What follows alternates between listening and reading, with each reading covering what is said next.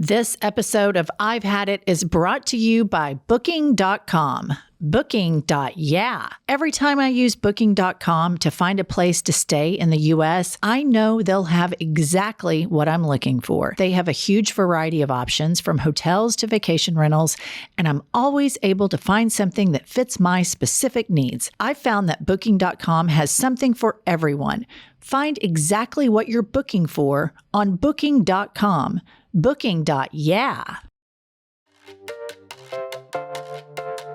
So are we supposed to start the podcast? Ready? 1, 2, 3. Patriots, gay triots, they triots, black triots, brown triots. Fuck off! We are back in studio in Oklahoma City. Pumps is not embarrassed to do the clap anymore. I know, it's so weird. Like when you have a third party, I feel like a big fat dumbass. You just have to own it. We're America's top DEI podcast. You're America's favorite clapper. You're America's favorite beaver. Pumps, what have you had it with? Okay, what I've had it with, and I know I rant about this every year, but I'm walking in my neighborhood, August 31st. 2 houses in my addition have Halloween shit up. I'm like, stop rushing the holidays. I've had it. Let us just get through summer before we do Halloween. We haven't even put pumpkins on the porch, which I don't participate in, but I enjoy people that do. Are you anti-pumpkin? I'm not anti-pumpkin. I can't keep anything alive outside of my children and my dogs. So anything like that I can't do. But I enjoy it. I just can't do it. I can't arrange it, anything like that. But I'm just like, at first I thought it was like their graduation stuff. Like they had stuff about a senior graduating in May. And I was raring to go. And then I found out it was Halloween. I was even madder. So what do you think the appropriate time is to roll out Halloween decorations?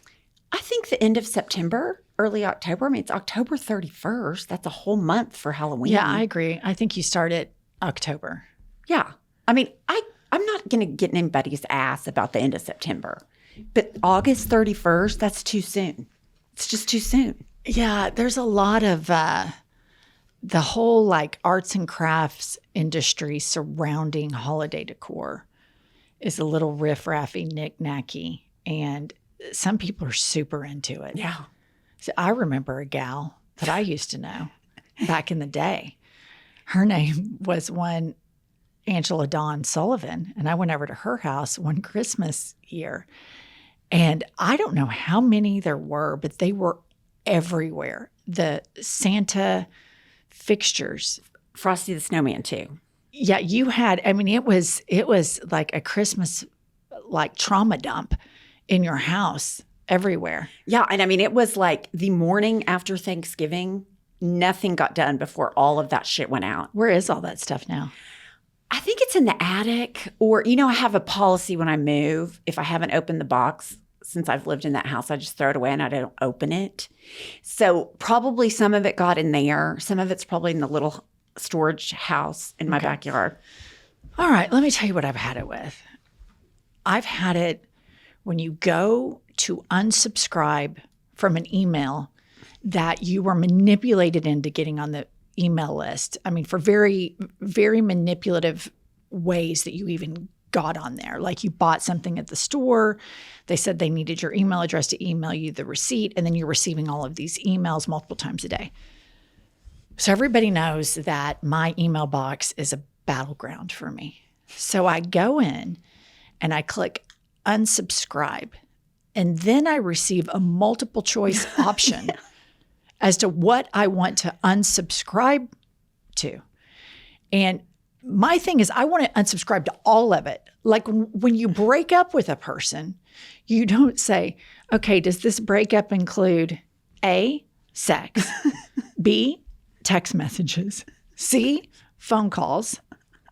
It is a complete breakup. I do not want to then have a multiple choice option of which parts of this relationship I want to terminate. And then that makes me hate the company even more because it is so clingy and desperate and pitiful. And I just think, you're a corporation. Quit. Stop being so needy and clingy and toxic and giving me multiple choices as to which part of this relationship I want to end. I want all of it to end. I don't want you to have my email address. I want everything about our communication to be my idea. Right. Absolutely. I'll let you know if I need you. Yes. Okay, so I've gotten in the habit, I have that fake email where it's just everything I buy, it goes to that email. So now the companies where you order something and they say, hey, if you want 10% off and you put your email. Well, I always put my email and I was like, fine. Now they want your phone number too. I've just been completely like, I'll find it somewhere else. I don't want it. I don't want it from you if you have to have my phone number and my email. I think that this mining of our personal information is bad for business because there are certain companies that have harassed me so much via email that when I think, oh God, I need something from there, I think, no, they're email terrorists. Yep, nope. I don't know that I want to negotiate with them. Surely there's another company. So I just think to all of the young future entrepreneurs of the world, there is a huge window here to say, we sell these items and whatever the items are. Maybe they're panties, maybe they're dildos, I don't know. But you say, we don't want your information. We will never bother you. That is our word. And then I think it would catch on like wildfire. Yeah. I really do. Like maybe you order it online and they even put up, we just need this information to mail it to you. We are not storing it anywhere. We're deleting it from our system. It's like it never happened. Yes. I think people would flock to that in droves. I do too. I really do. I do too. I recently I was in LA dropping my son off at school and I went and bought some clothes and I told the guy at the checkout, he said, I need your email. And I said, don't email me. And he kind of started chuckling. And I said, seriously, if you can email me the receipt, but after the receipt, we're broken up. He goes, I got you, girl. Lo and behold, now they're emailing me multiple times, not that particular guy, but the company. And on these particular emails, there is no unsubscribe option. So I've hit reply and I trump it. I caps lock it, stop.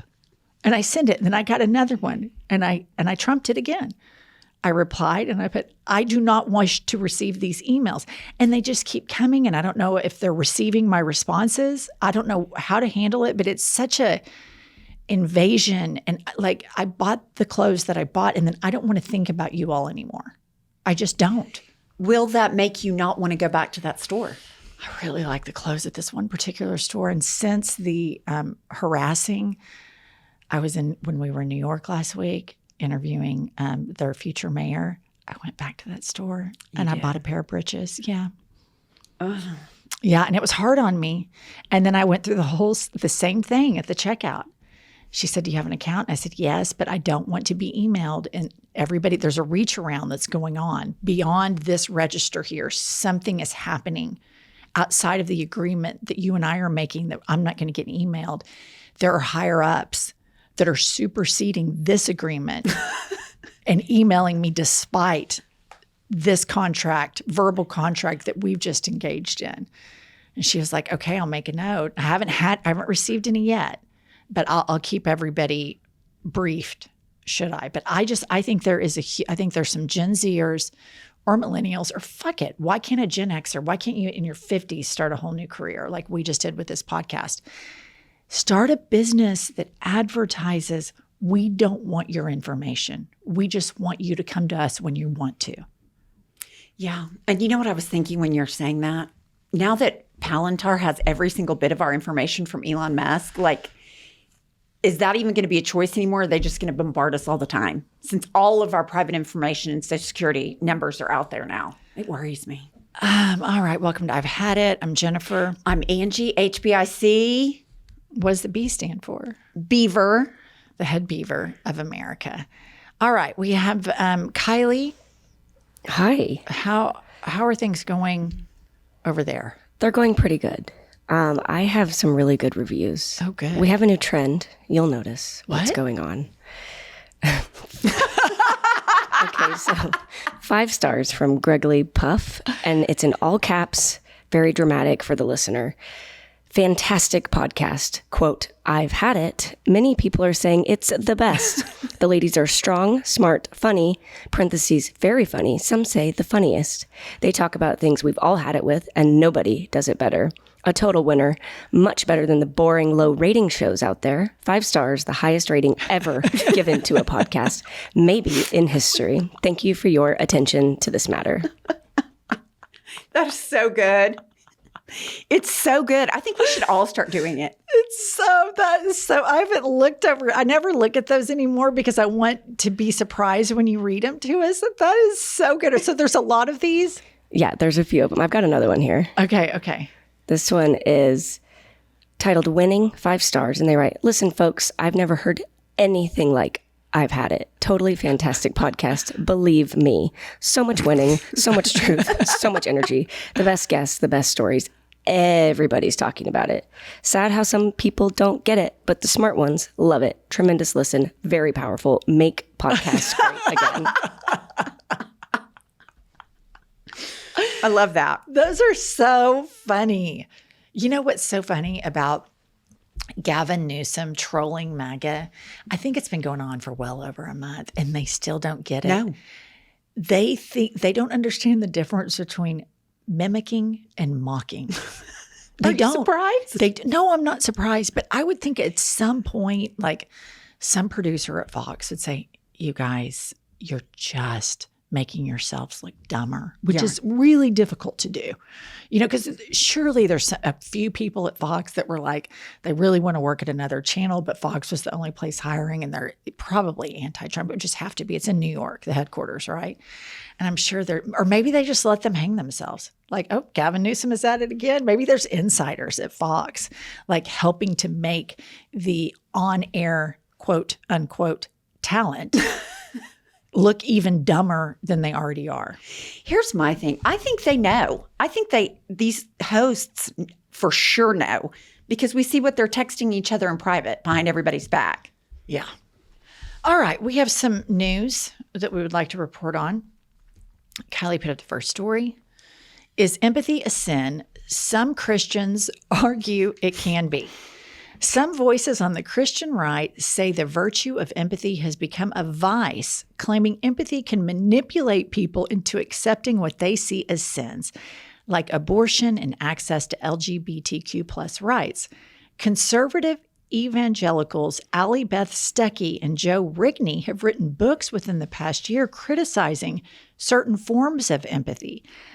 Stuckey's and Rigney's views have gained traction among President Donald Trump's Christian base as his Republican administration enacts hardline policies. Progressive Christian leaders emphasize empathy is central to Jesus's teachings, countering claims it's harmful or sinful. Well, this surprises me absolutely zero. When you look at what Trump is doing, and the ones with the biggest crosses on their neck are rah-rah, sis, boom, bah about it. Oh, we're going to torture people? I'm in. I like it. Oh, this reminds me, listener and viewer.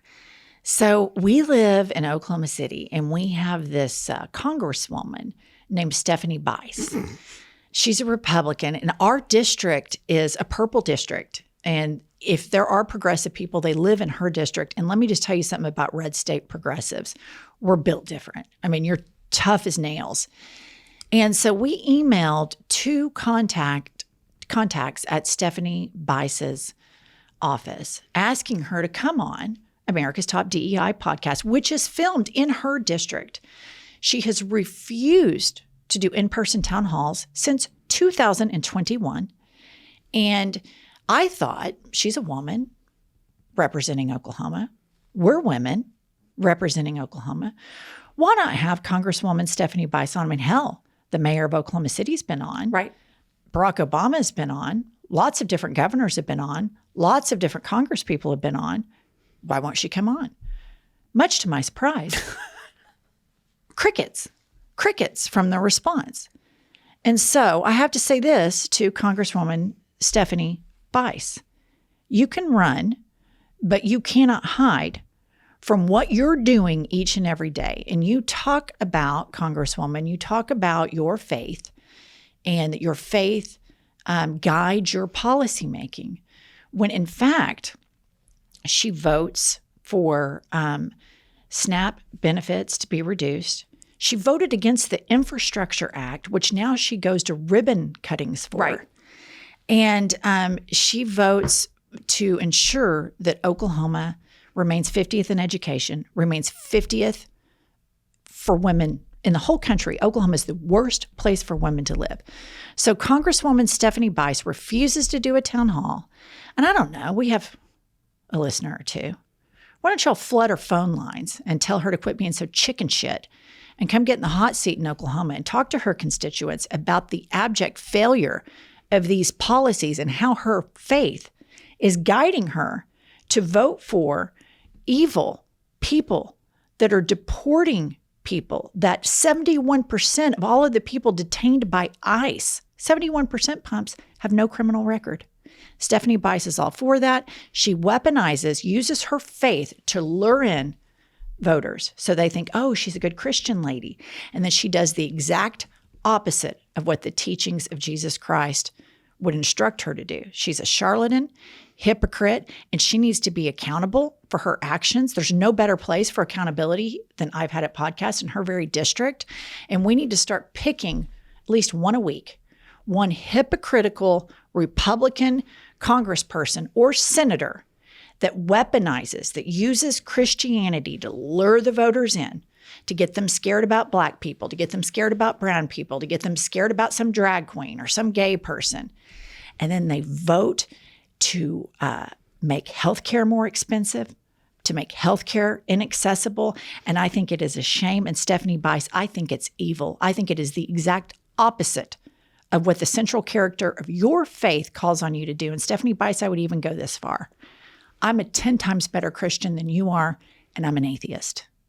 That's all I have to say about her. Well, and here's the deal. I find it interesting they're writing articles now that empathy's bad to justify this bad behavior, because there's been this uprising of people saying, why are the Christians following Donald Trump in this rapid pace? Why are they so for all of this cruelty? So now they're saying, oh, well, empathy's a bad thing. Surprises me zero. This episode of I've Had It is brought to you by Booking.com. Booking.YEAH. From vacation rentals to hotels across the U.S., Booking.com has the ideal summer stay for absolutely anyone, even those who might seem impossible to please. Whether you're booking for yourself, your partner, your picky teens, or your sleep light early rise mom, you can find exactly what you're booking for on Booking.com. I personally just booked a trip for my sons and I to go to New York City, and I found the perfect hotel in the perfect location, and we were able to tackle the city with enthusiasm and convenience, and I just absolutely love this site. If our family can find their perfect stay on Booking.com, anyone can. Find exactly what you're booking for. Booking.com. Booking.YEAH. Book today on the site or in the app. You know, Pumps, a lot of people can't name all of their financial accounts or what they're worth, like 401ks, properties, investments. And then they feel disorganized. Maybe their employer contributes over here. Maybe they had a savings account over there. That's why it's so important that we introduce our listeners to Monarch. Monarch is built for people with busy lives. If you put off organizing your finances, Monarch is for you. Monarch does the heavy lifting, link all your accounts in minutes, and get clear data visuals, smart categorization of your spending, and real control over your money. As we all know, fights about money are the number one reason relationships fall apart. Monarch gives your partner full access to your shared dashboard, including linked accounts, budget, goals, and spending activity, all in one place with no extra cost. So no more guessing, no more hiding, no more, I didn't realize we spent that much. Listener, don't let financial opportunities slip through the cracks. Use code HADIT at monarchmoney.com in your browser for half off your first year. That's 50% off your first year at monarchmoney.com with code HADIT. This ad is brought to you by Vive Healthcare, the makers of Apertude, Cabotegravir. You never skip your SPF, and you carry hand sanitizer like an accessory, but what are you doing for HIV prevention? One way to help protect yourself from HIV is Apertude, a prescription medicine used to reduce the risk of getting HIV in adults and adolescents weighing at least 77 pounds. You must be HIV negative to receive Apretude and get tested before each injection. If you think you were exposed to HIV or have flu-like symptoms, tell your doctor right away. More HIV testing may be needed. Apretude does not prevent other sexually transmitted infections. Practice safer sex to reduce your risk. Get Apretude as scheduled. Missing doses increases your HIV risk. Don't take Apretude if allergic to it or taking certain medicines that may interact. Tell your doctor about your medical conditions, liver problems, and mental health. Serious side effects include allergic reactions or rash, liver problems, and depression. If these occur, get medical help right away. The most common side effect is injection site reaction. Bring your A game and talk to your doctor. Learn more at apretude.com or call 1-888-240-0340. Trump wants to talk about crime all the time, and he thinks he has a monopoly on that, which is interesting considering he himself is a criminal and he pardoned tons and tons of violent criminals who beat up cops, took a shit in the Capitol, et cetera, et cetera. The biggest way to fight crime is to lift people out of poverty, yet the Republican Party has zero interest in raising the minimum wage. Zero. In fact, they demonize and criticize the poor, demonize and criticize people that may be homeless and can't access health care to help lift them up or access livable wages. So this will come as a surprise to zero people. There is no state in the United States where a 40-hour minimum wage work week is enough to afford a 2-bedroom apartment. Not one state in the richest country on the planet that this world has ever seen, because we are the richest third world country, because we forget about the people who do the work and the engine that keeps everything running. And you have a Republican Party that has weaponized faith to get these people who I think at some point were well-intentioned to vote against their own economic interest and provide corporate welfare for people who don't need it. This was a study found that there isn't a single state in America where a 40-hour minimum wage job can cover the cost of a modest 2-bedroom apartment. This reality underscores the growing housing affordability crisis across the nation. Even with full-time work, millions of Americans must spend more than half their income on rent, leaving little for essentials like food, healthcare, transportation. The gap between wages and living costs continues to widen. And when I hear Republican politicians who always have to tell us how their faith guides them in one conversation, and then in another conversation, demean the poor because they say they're not working hard enough or they didn't get a job with good enough insurance. This is something that Democrats have got to start calling these hypocrites out on. They use faith to lure voters in.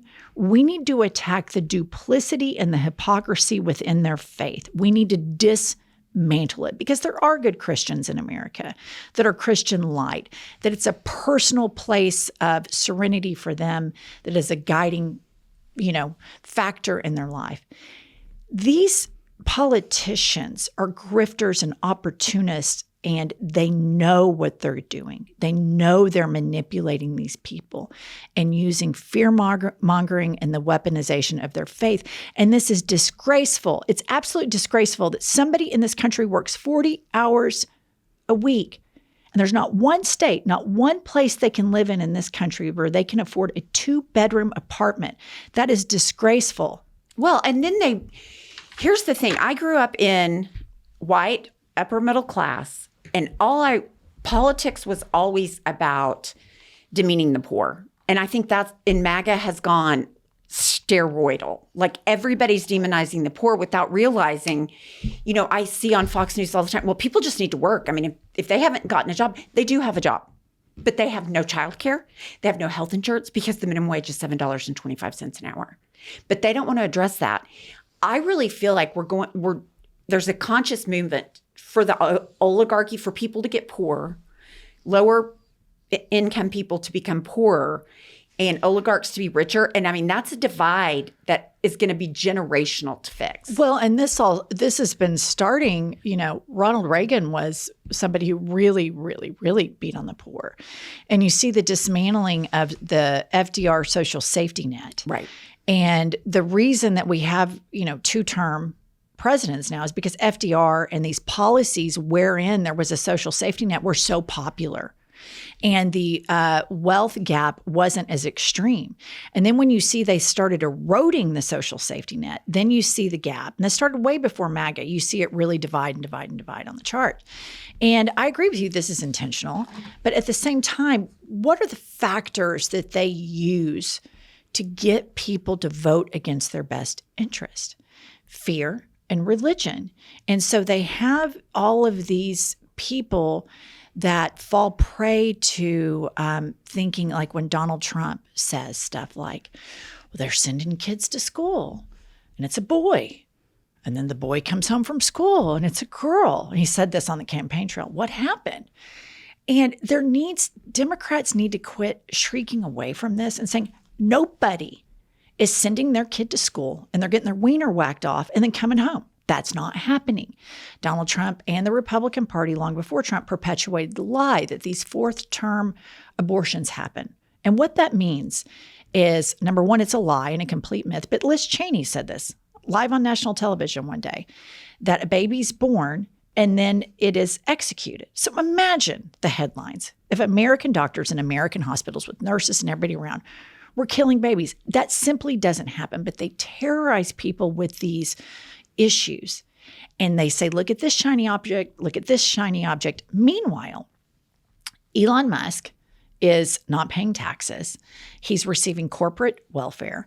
If you get to Jeff Bezos, this is an interesting thing that I think the Democrats, I don't know why they haven't really, really campaigned on this. Jeff Bezos' company uses more infrastructure than any company on the planet. Amazon trucks are all over the place, airspace, et cetera. And it's the world's largest retailer, and he doesn't have one store. Well, where's his store? His store is all the infrastructure that taxpayers pay. Yet Jeff Bezos moves from a state where he would have to pay state income tax to a state, Kitten Hills, Florida, where he doesn't have to pay state income tax. Because think about how evil and maniacal you have to be that you're worth like $500 billion and you're still trying to get out of paying taxes, and you have no problem with the worker who goes through rain, sleet, snow, or shine, delivering these packages and, schlepping all over the United States with a smile on their face. You're fine that employee, you're going to make it difficult for him to join a union, he or she to join a union. You're going to probably make it difficult for them to access health care. And they're going to pay a higher percentage than you. And that is the biggest grift that the Republican Party has perpetuated on this country. Absolutely. And don't even get me started on his DEI. He was awarded he won some award from Citizens for Humanity about his DEI policies. And then the minute Trump got in power, gone away. So he has no conviction. Which goes to our thesis that the moment a human being, whether it's an oligarch, a politician, or a citizen, I'm going to even throw in maybe like a pet, comes into contact with Donald Trump, as soon as they capitulate, the moral collapse is overwhelming. Right. It's overwhelming. I mean, if you look at Ted Cruz, you look at Marco Rubio, you look at Tim Cook, you look at all of the people in his orbit, they are worse. The people I know personally that have capitulated to Trump are worse human beings than they were 10 years ago. They're worse. They're more racist. They're more judgy. They're less sympathetic. This man is a cancer that is making people worse. I agree. All right. That's uplifting. Let's see. I think we have a very uplifting guest. We have a guest that I'm super excited about. And she is the mayor of Los Angeles. Mayor Bass is the 43rd mayor of Los Angeles and the first woman and second African American to be elected as the city's chief executive. Let's welcome to I've Had It, Mayor Karen Bass. Good morning. Good morning. How are you? I'm doing fine, and it's great to be with you. We're so happy to have you. California, LA has kind of been in the news a lot lately. It certainly has, for some reasons that are pretty crazy from my perspective. Yeah, I heard Kristi Noem on the news the other day. Right.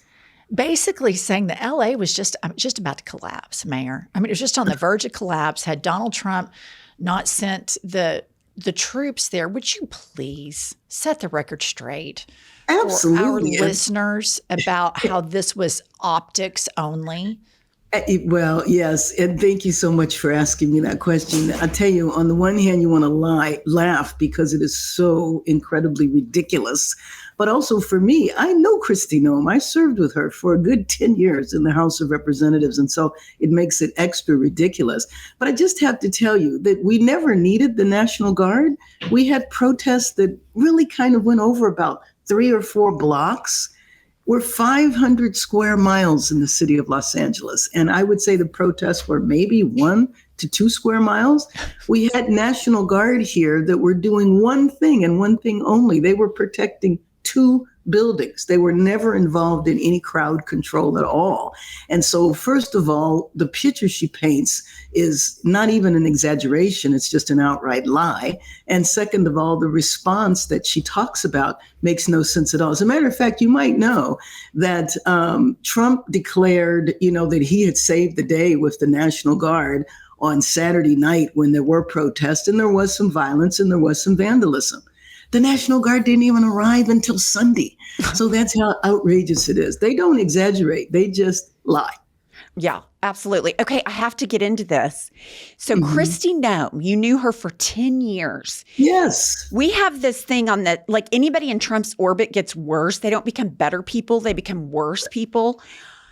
Have you seen a decline in Kristi Noem, like her front-facing persona? Is she different than she was when you first met her and started serving with her? Yeah, she absolutely is different. And I think what happens is that you go into that administration and you mimic the behavior. That truth is just, truth and science. What are they? It's just whatever you say in the moment. And so I certainly do not remember her doing outrageous lies like she's doing now when she was a member of the House. That was not her behavior. But I think that's required of representatives of the administration. All right, Mayor, we like to ask all of our guests what they've had it with. So, Mayor Karen Bass, what have you had it with? I've had it with that right there. This crazy depiction of what is happening in Los Angeles that is not true. Being crime-ridden, riots all over the city. I have had it. Los Angeles is a great city, and the depiction of LA is completely false. Don't you think we live in a red state? And so I feel like there is an undertone, an overtone of race that is in this messaging, because we all know that big cities are more diverse. And that's what makes them so cool, is the multiculturalism. But for many people isolated, maybe in flyover states and smaller cities or even small towns, this caricature has been depicted like that it is just, crime everywhere you go. Right. And the fact that it seems like Trump is going after cities where the mayor has a little bit more melanin in their skin seems to be something that I'm seeing that he knows he can do because it hits hard with his base. Well, absolutely. I mean, the 8 cities that he's targeted, interesting things we all have in common. But I think that it is one of the strengths of our city. And, the beautiful thing was that in spite of all of the negativity, especially around snatching people off the street and hunting Latinos, Los Angeles stood together. There was no part of our city that was divided. And I recall this about the first Trump administration, where he has the ironic sense of bringing people together in opposition in a very emotional and passionate way.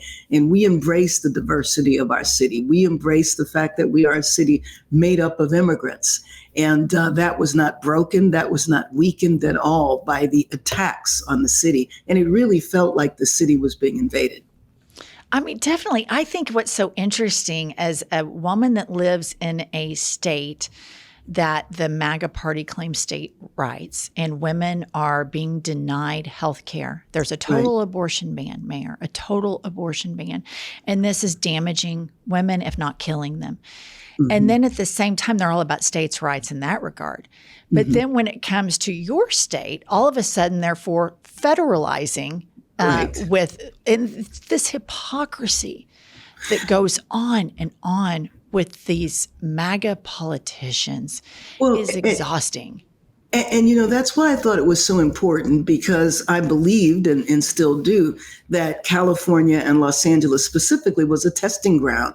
And it was a testing ground to see whether or not the American public would really tolerate federal military intervention in cities. And it's almost like getting us accustomed to it. And my biggest fear around the country is that we will actually begin to accommodate, and this will become normalized just to send in the military, where this is not what the military's mission is at all. As a matter of fact, there's laws in place that says that you do not use the military for domestic law enforcement purposes. And here we had a law enforcement purpose that wasn't even needed. We had adequate law enforcement officers here that dealt with the civil unrest. And it was very, very minimal. Like I said, it was 2 to 3 blocks in a city that's 500 square miles. Most parts of LA had no idea what was happening.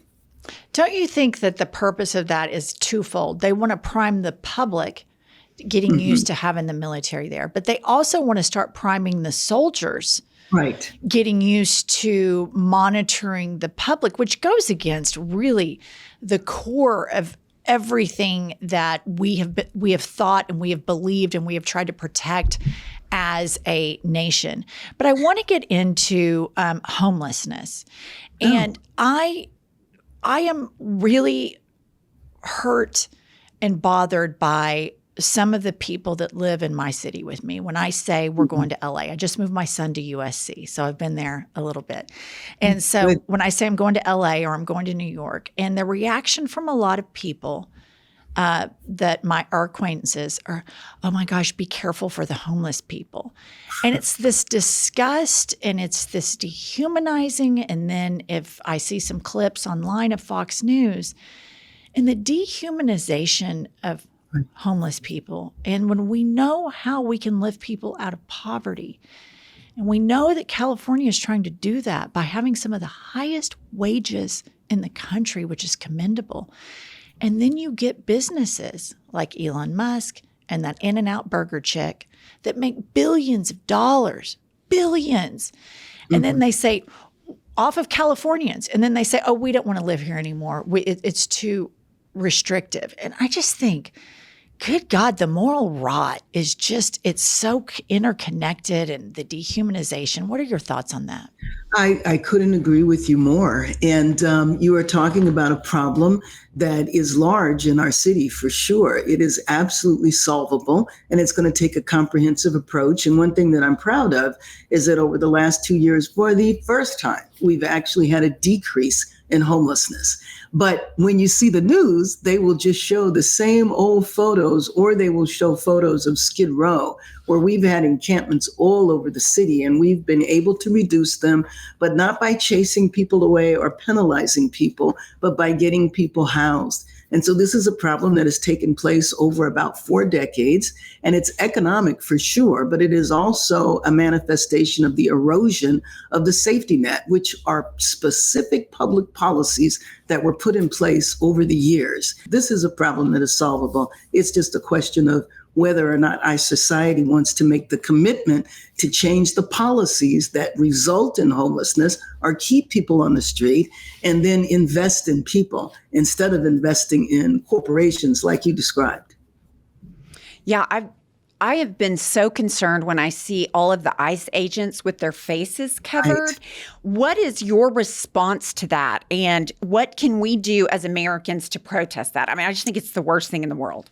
You know, it really is. And I will tell you that what it has felt like in this city is watching people literally be kidnapped off the street. You don't know who it is. They drive up in unmarked cars with darkened windows. They jump out of the cars with rifles. They have very dubious looking uniforms and their masks, and they snatch folks off the street. Now, fortunately, we've had 2 good court decisions that say that you cannot do that.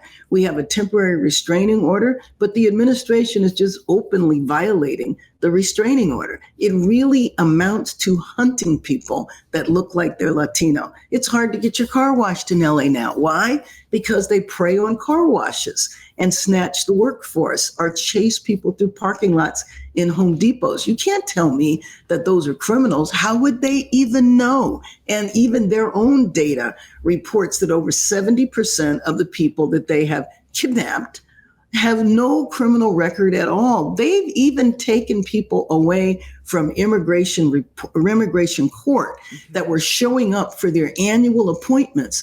They are legal, they have papers, they were doing exactly what they're supposed to do, and they go to court for their appointment and get detained. The erosion of empathy is something that I see that is just huge. And when I think about politicians, the mayor is really, to me, one of the best politicians. We have, you probably know our mayor of our city, Mayor David. I do. Holt. Yeah, he's the loveliest person. He's been in the studio here. He's a friend of ours. And he makes such a connection to the citizens of Oklahoma City. He reaches out to, the Muslim community, the Jewish community, the Christian community, the non-believers, the gay community. And it really makes you realize, like, okay, in this city, we're all together. And in your city, you have, just so much. I love diversity and multiculturalism. That's what makes visiting LA or New York so fun, because it's such a sampling of all of the greatest that America has to offer. How do you govern empathy when you see that you probably have a lot of citizens in LA that have been red pilled or have always, leaned right, and they see people in LA at a Home Depot or washing a car, and they have this stance that, well, if they're here illegally, they're a criminal and should be treated as such. What would your message be to people that have that kind of reaction about another human being that has never committed a crime? Well, thank you for mentioning your mayor. And by the way, I'm headed toward your city because he's hosting the U.S. Conference of Mayors in a few weeks.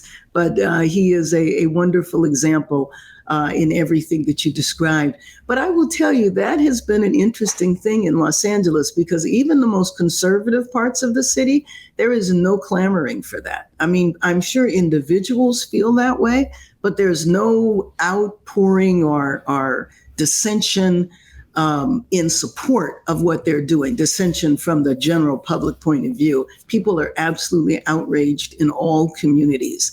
And what I just say to folks is that we have a city. Our city is made up of immigrants. We have entire sectors of our economy that cannot function without immigrant labor. And so we're worried about the construction industry, for example, the fashion industry section of town, 4,000 individual businesses. That's a virtual ghost town right now. So the economic impact cuts across community, across ideology, and across class lines. Some might say Homes.com is the best home shopping site.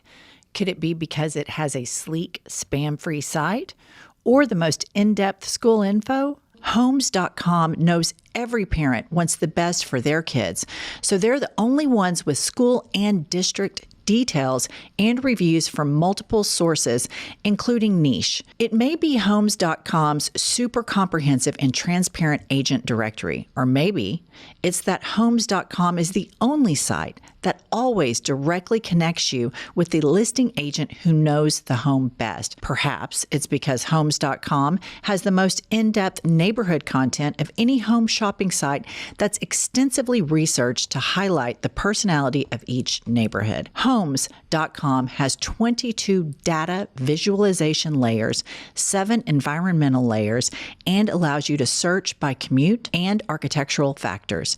It's the home search you've been searching for. Go to Homes.com today for home shopping the way it should be. Homes.com, we've done your homework.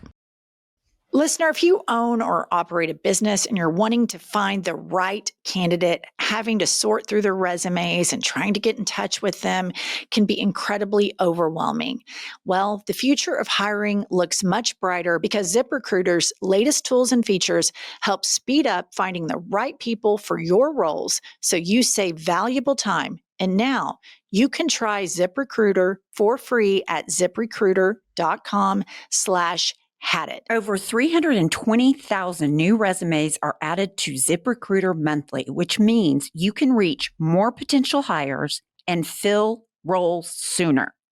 No wonder ZipRecruiter is the #1 rated hiring site based on G2. Listener, use ZipRecruiter and save time hiring. 4 out of 5 employers who post on ZipRecruiter get a quality candidate within the very first day. And if you go to ziprecruiter.com/had it right now, you can try it for free. Again, that's ziprecruiter.com/had it. ZipRecruiter, the smartest way to hire. All right, let's talk a little bit about your governor, who's been a guest on this podcast before. Mm-hmm. And he's really given the people who are not MAGA a little bit of joy, a little bit of fun with the trolling and the mocking, not mimicking, mocking of the tactics used by MAGA. And most importantly, something that hit really hard for me is when I see MAGA ripping up a rule book of, this is the way we do things, we honor the rule of law, et cetera. And Trump calls up Abbott in Texas to redistrict. Mm-hmm. And the Democrats, Gavin Newsom's like, if you're going to do it, we're going to do it. And that I felt such a relief about that because I'm like, we're never going to get ahead of this unless we start doing that. So can you please share with us your thoughts on that? I know you're mayor, but right now for so many millions of Americans, there are blue dots and rational dots all over. We look to big cities, we look to big states for leadership to help us, give us a glimmer of hope throughout the whole country. And right now, California and Los Angeles is one of those spots. Well, and I'm very proud of that. And let me just say that when Trump was in the first time, everybody here was very, very depressed. And one of the things we did is we started organizing and we started focusing on 2018. And we made a significant contribution to Democrats being able to take back the majority in 2018 because we started organizing. And to me, I see this in the same way. We have seats here that were marginal. And it's an opportunity for us to increase the numbers because we know this is going to happen in the other states. I worry about the southern states too, especially a number of them that have one African-American representative, regardless of the percent in the population. For example, the Black population is over 30% in Mississippi, and there's one African-American, Benny Thompson. And I worry that these southern states will take the opportunities to really attack the overall diversity in the House of Representatives through redistricting. For us, it will be our opportunity to contribute to regaining the majority in the House, which is so critical because what we've seen in 8 months has been devastating. We have 3.5 more years. And for Democrats to take back control will help because it'll be a break on what the administration can and can't do. Yeah, when you talk about the southern states, here's one thing that I really didn't understand growing up, and even as an early adult, is these southern states, they're ruby red. Like they could redistrict Oklahoma and it wouldn't make a difference. It's 100% all the time. Mm-hmm. But places like California support states like Oklahoma. And so when all of these southern states are like, we want to withdraw from the union, I'm like, you couldn't afford it. You can't afford to live without the blue cities and the blue states. But you're so demonized. So how can we message better that like these southern states, they're all rah, rah, rah, and they hate the blue cities and they hate the blue states. They can't survive without them because of money. Absolutely. We're a donor state. For every dollar that we send to Washington, D.C., we get 76 cents back. And just think about California. Our population is larger than, the majority of the country in terms of states, 40 million people in our state. We have the fourth largest economy on earth. So that is huge. That means we are central to the economic health and growth of this entire country. What do you think about people like Elon Musk and others who have made a lot of money off of California citizens and then move away from California and then start trash talking California? Because I haven't really heard them get called out for that. Like, the one lady that just really has got to be in my bonnet is the In-N-Out lady. I mean, that lady it makes me so mad, Mayor. She's so mad. That she's her net worth is in the billions. Mm-hmm. And then she goes and kisses the ring to Trump, who we call Cankles, to Kanks.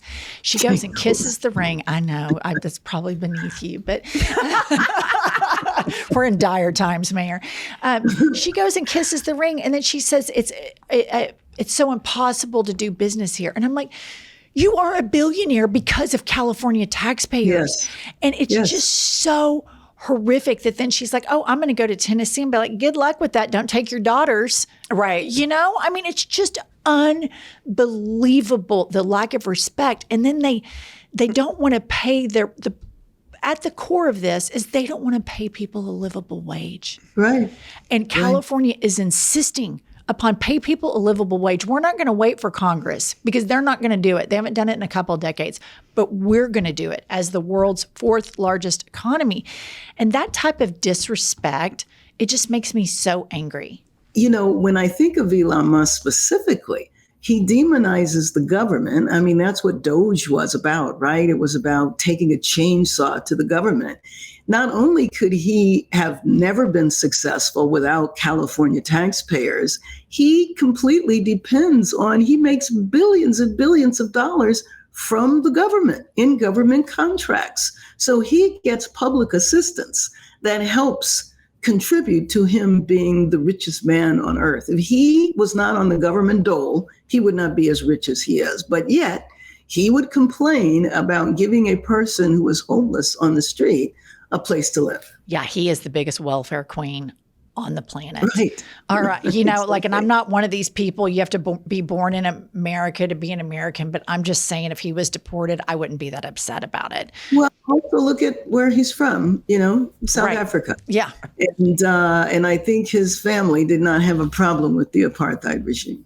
So just one more thing that I've noticed, and I've noticed that the racism has come to the surface more, and it's not even really thinly veiled anymore. Right. You got Elon Musk doing Nazi salutes. You have this talk about, inner city. We all know what that means. We all know that what they're talking about with that. And then what we mentioned before about it seems like, a lot of the cities that Trump's going after have black mayors. I am 1,000,000% with every fiber of DNA molecule in my body committed to being the best ally to the black community that I possibly can be, because I think our country is and black history are one, and my life is infinitely better because of the black community, leaps and bounds better because of the black community. If it was all vanilla, I'm telling you, it'd be a pretty snooze fest. But what do you have to say about the rising racism? You hear a lot of people talking about rising anti-Semitism. I'm seeing a lot of rising racism that is really, really painful to see. Yeah, it is. It's painful to experience. It really is. And it is though permission has been given. Whereas before it was taboo to say certain things, now it has no problem at all. But I think the scariest part of it, though, is the censoring of history and changing of history and whitewashing history. I am terrified at what could happen to our Smithsonian museums, and not just the African American Museum, but many of the Smithsonian museums that tell the truth, that tell the good, bad, and ugly. I mean, the strength of our history is the full story, not just the sanitized story. You know, we love to talk about George Washington's cherry tree, but we're not supposed to talk about the 350 human beings that he owned. And then all of a sudden, slavery was job training. Right. I mean, the brutality and ruthlessness of slavery that existed for 256 years, 100 years before our country, is something now that is supposed to be minimized. And so I worry about changing history and denying all of the United States, not just part of the United States, but the whole story. That's what makes us strong. I have to tell you something crazy. You're not going to believe this. So Angie and I, Oklahoma public schools our whole lives.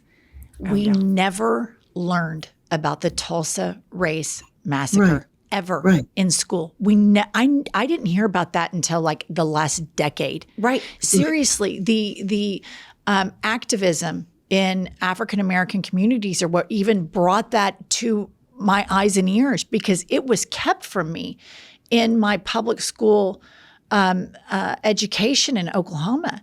And listener, for those of you that don't know, Tulsa, Oklahoma, which is an hour and a half away from where we are, in the early 1900s, I believe, was a thriving culture for Black Americans. They had stock market jobs, and it was just completely thriving. And they were killed, and the community was completely burned to the ground by racists, KKK style or KKK racists.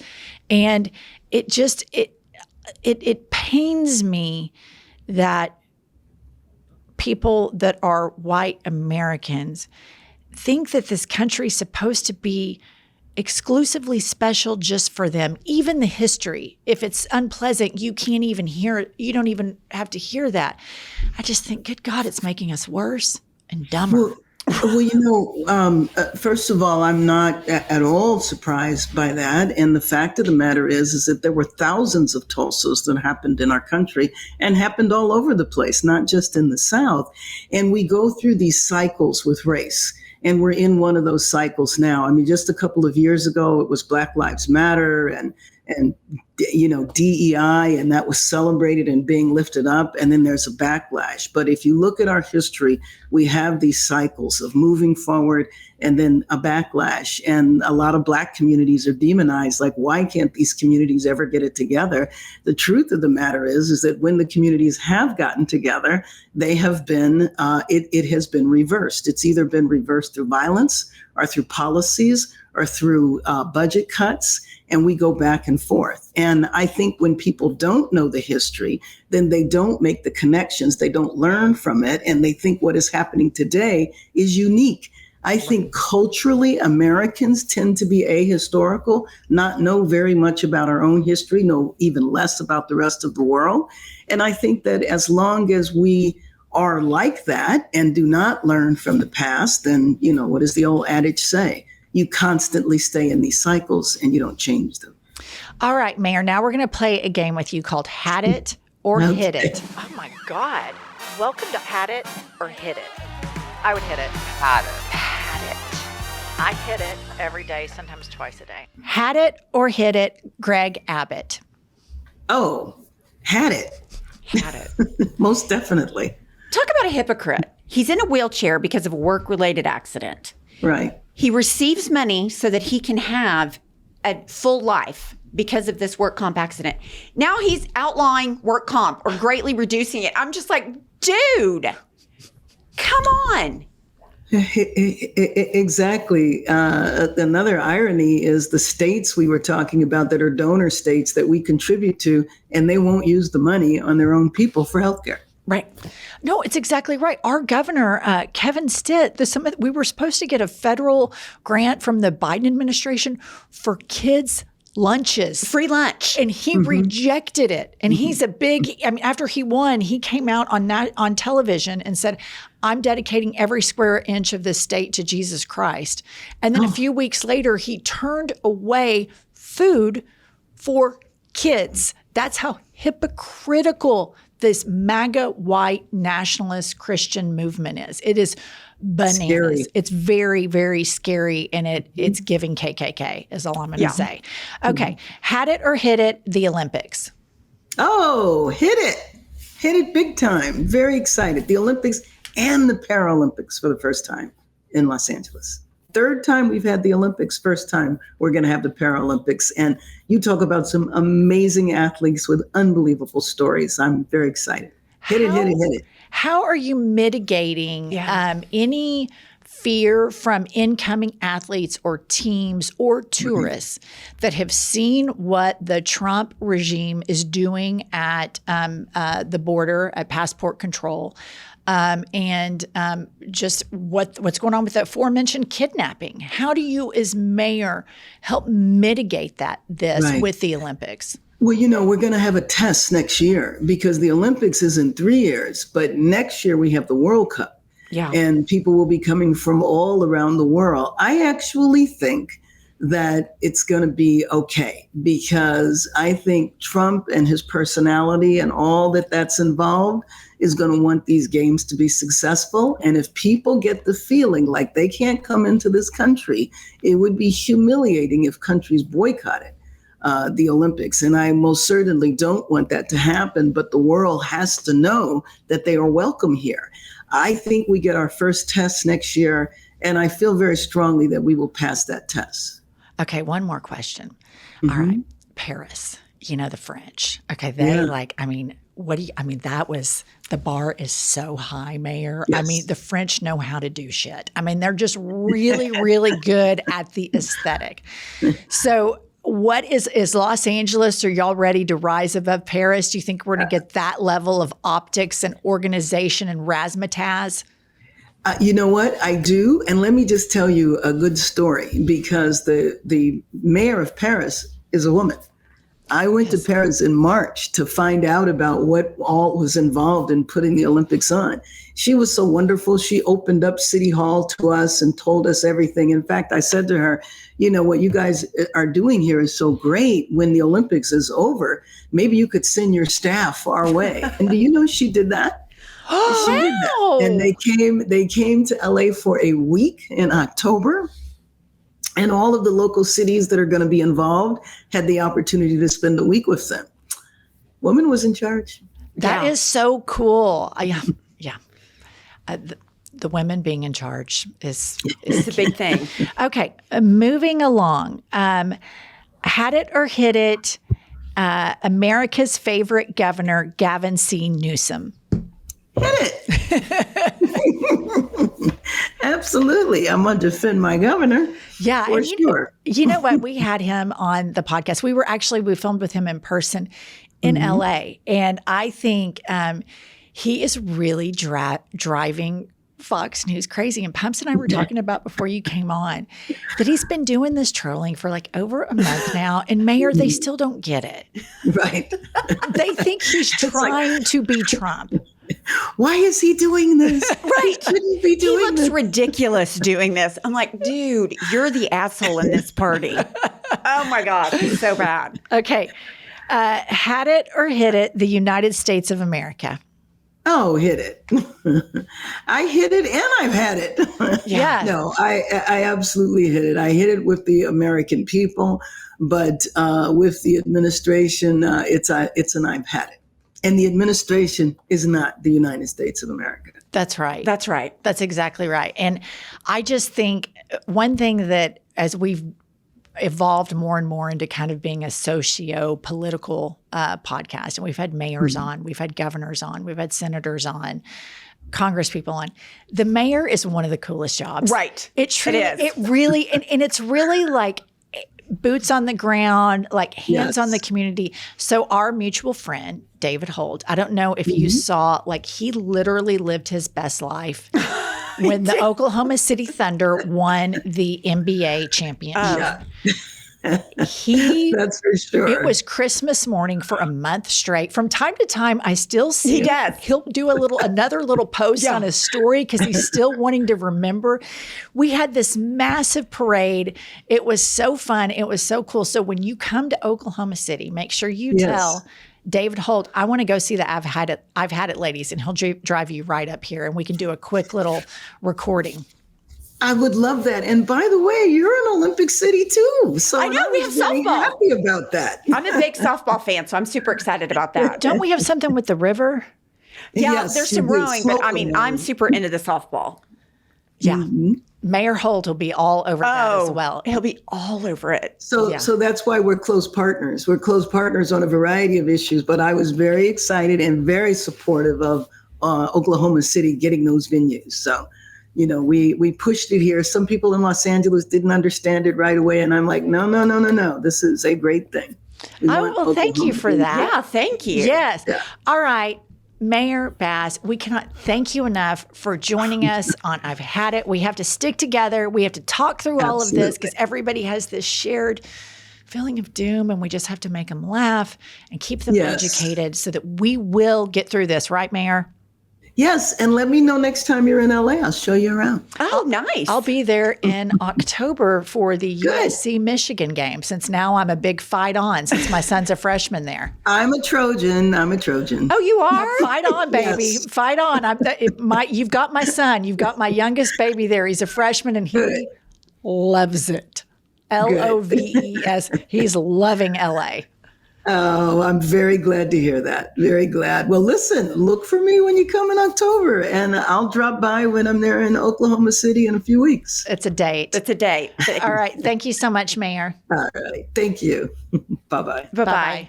I'm just going to tell you what, I like a mayor.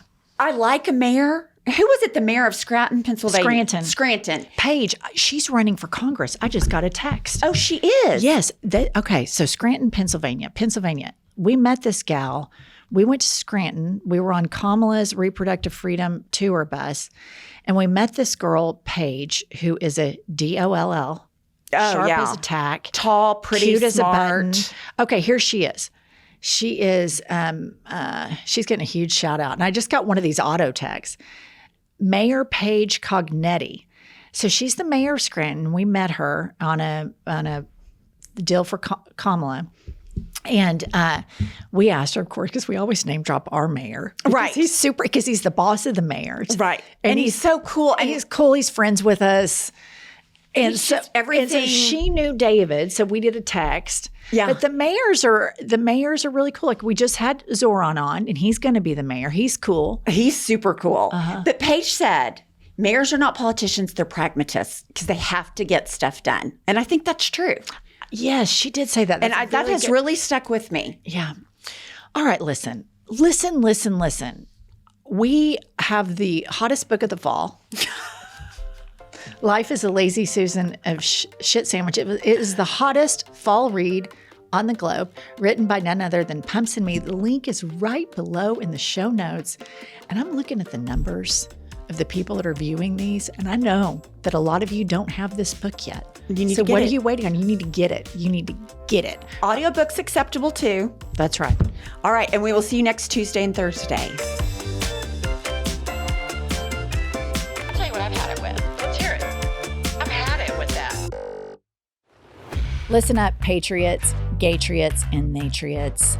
We have a new podcast that has dropped. It's called iHip News. It's Monday through Friday, every day, 15 to 20-minute hot takes on the political landscape of the United States of America, always served with a side of petty grievances. We are on all the available platforms, Apple, Spotify, Google, whatever you get your podcasts, and YouTube. Please go rate, subscribe, and review so that we will chart upwards with America's greatest legal mind. Pumps, what does an eagle say? Caw-caw. A little bit more enthusiasm. Caw-caw. That's it. That's Caw-caw. That's the patriotism that this country needs right there.